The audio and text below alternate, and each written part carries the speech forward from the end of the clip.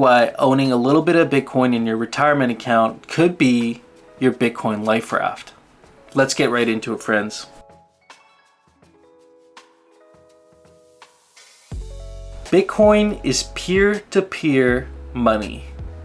This means I can send you $10 worth in Bitcoin and you can receive it almost instantly, and we will not need to rely on any sort of bank or intermediary to make that transaction. 21 million Bitcoins that will ever be minted. We're getting pretty close to that number, and when it does, Bitcoin's going to be that scarce resource. There'll be no more than 21 million ever made. Unlike gold, stocks, bonds, regular money, these things are called inflationary assets, which means more and more of them can be created over time. You can mine more gold, you can create more dollars, you can create more bonds and stocks. This puts you at a big disadvantage because it does not preserve the value of what you own. Why owning even 0.1 Bitcoin could be a lifesaver for your retirement account. There are already big investors and funds and banks looking into Bitcoin and eyeing it as a really scarce asset. Now you might wonder why the Bitcoin price has been so beat down. This is because Bitcoin is mined, which means you need very expensive hardware, computer, and tons of power to mine and get Bitcoins. There are Bitcoin mining operations that span warehouses, and even a Bitcoin mining operation that is harnessing the power of volcanoes to create the first green Bitcoins. I think it's somewhere in Argentina. We know that these Bitcoin miners have expenses that they need to pay, which means they're actually dumping tons and tons of their Bitcoin every month to be able to support their operations. It's a business. But every 4 years, Bitcoin does something magical. This is called the halvening, and it's an event to really be celebrated. Again, it is hard-coded into the Bitcoin protocol.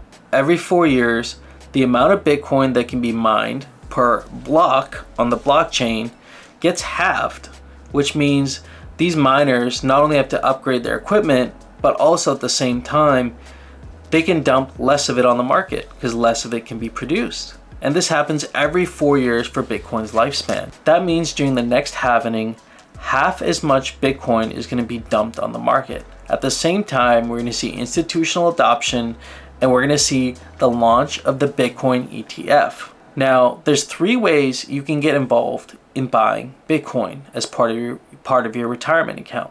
You can buy Bitcoin straight up through a centralized exchange and then store it. I would recommend storing it in a hardware wallet, and they look something like this.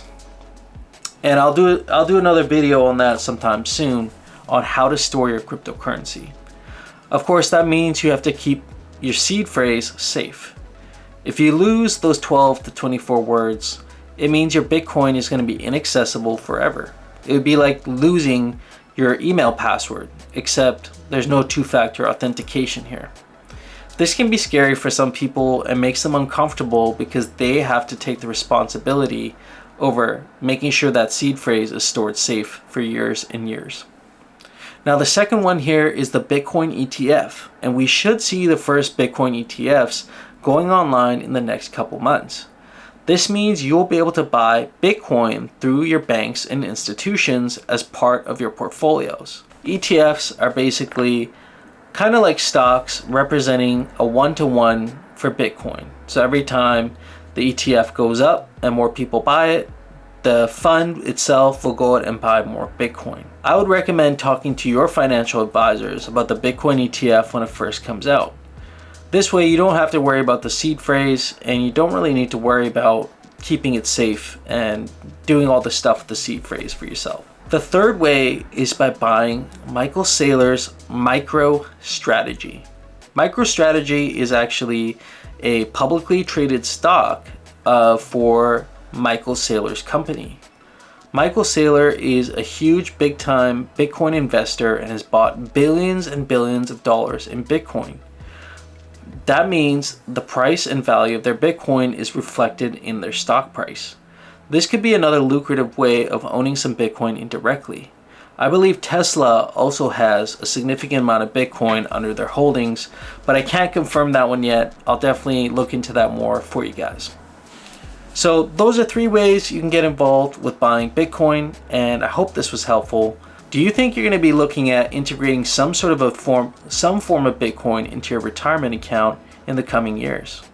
Do you see the problems with the current financial system and how Bitcoin could be a promising solution to diversify your portfolios? Let me know in the comments down below, and if you found this conversation valuable, subscribe to the channel and like this video. Until next time, friends, peace.